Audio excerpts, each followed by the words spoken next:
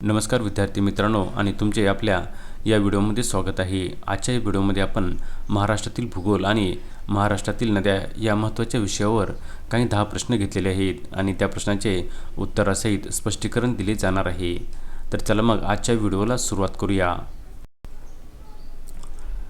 आजचा पहिला प्रश्न आहे, महाराष्ट्रातील सर्वात लांब नदी कोणती आहे? आणि या प्रश्नाचे अचूक उत्तर आहे ऑप्शन बी, गोदावरी। गोदावरी ही महाराष्ट्रातील तसेच दक्षिण भारतातील सर्वात लांब नदी आहे। हिचा महाराष्ट्रातील प्रवास हा 668 किलोमीटरचा आहे आणि या नदीला दक्षिण गंगा म्हणून ओळखले जाते। त्याचबरोबर वृद्ध गंगा ही असे देखील म्हटले जाते। पुढील प्रश्न आहे, प्रश्न क्रमांक 2, गोदावरी नदीचा उगम कुठे होतो? आणि या प्रश्नाचे अचूक उत्तर आहे ऑप्शन बी, त्र्यंबकेश्वर, नाशिक। गोदावरी नदीचा उगम हा नाशिक जिल्ह्यातील त्र्यंबकेश्वर जवळील ब्रह्मगिरी पर्वतात होतो। प्रश्न क्रमांक 3, पश्चिमेकडे वाहणारी महाराष्ट्रातील सर्वात लांब नदी कोणती आहे? आणि या प्रश्नाचे अचूक उत्तर आहे ऑप्शन सी, तापी। तापी ही महाराष्ट्रातील प्रमुख पश्चिम वाहिनी नदी आहे। हिची महाराष्ट्रातील लांबी सुमारे 208 किलोमीटर आहे। ही नदी खानदेशातून जळगाव, धुळे, नंदुरबार जिल्ह्यातून वाहते। प्रश्न क्रमांक 4, कृष्णा नदीचा उगम खालीलपैकी कोणत्या ठिकाणी होतो? आणि या प्रश्नाचे अचूक उत्तर आहे महाबळेश्वर। कृष्णा नदीचा उगम सातारा जिल्ह्यातील महाबळेश्वर येथे होतो। महाबळेश्वर येथून कृष्णा, कोयना, वेण्णा, गायत्री आणि सावित्री या 5 नद्यांचा उगम होतो। प्रश्न क्रमांक 5, भीमा नदी ही खालीलपैकी कोणत्या प्रमुख नदीची उपनदी आहे? आणि या प्रश्नाचे अचूक उत्तर आहे पर्याय क्रमांक सी, कृष्णा। भीमा नदी ही कृष्णा नदीची सर्वात मोठी उपनदी आहे। कर्नाटक राज्यातील कुडगीजवळ भीमा नदी कृष्णा नदीला जाऊन मिळते। प्रश्न क्रमांक 6, वर्धा आणि वैनगंगाच्या एकत्रित प्रवाहाला काय म्हटले जाते? आणि या प्रश्नाचे अचूक उत्तर आहे पर्याय क्रमांक ए, प्राणहिता।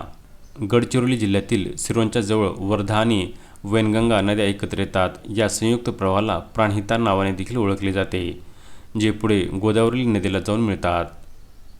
प्रश्न क्रमांक 7, उजनी धरण कोणत्या नदीवर बांधण्यात आले आहे? आणि या प्रश्नाचे अचूक उत्तर आहे भीमा नदी। सोलापूर जिल्ह्यातील माढा तालुक्यात उजनी येथे भीमा नदीवर हे धरण बांधण्यात आले आहे। या धरणाच्या जलाशयास यशवंत सागर असे म्हटले जाते। प्रश्न क्रमांक 8, कोकणातील नद्यांच्या प्रवाहाबाबत कोणते विधान सत्य आहे? आणि या प्रश्नाचे अचूक उत्तर आहे ऑप्शन बी, त्या पश्चिम वाहिनी वेगवान व आकाराने लहान नद्या असतात। सह्याद्री पर्वतात उगम पावून अरबी समुद्राला मिळणाऱ्या कोकणातील नद्या खूप कमी लांबीच्या असतात आणि त्या तीव्र उतारावरून वाहतात, त्यामुळे अत्यंत वेगवान असतात। प्रश्न क्रमांक 9, जायकवाडी धरण कोणत्या नदीवर आणि कोणत्या जिल्ह्यात आहे? आणि या प्रश्नाचे अचूक उत्तर आहे ऑप्शन बी, गोदावरी। छत्रपती संभाजीनगरमध्ये हे धरण बांधण्यात आलेले आहे।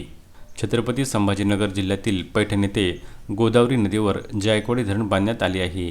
या धरणाच्या जलाशयास नाथसागर असे संबोधले जाते।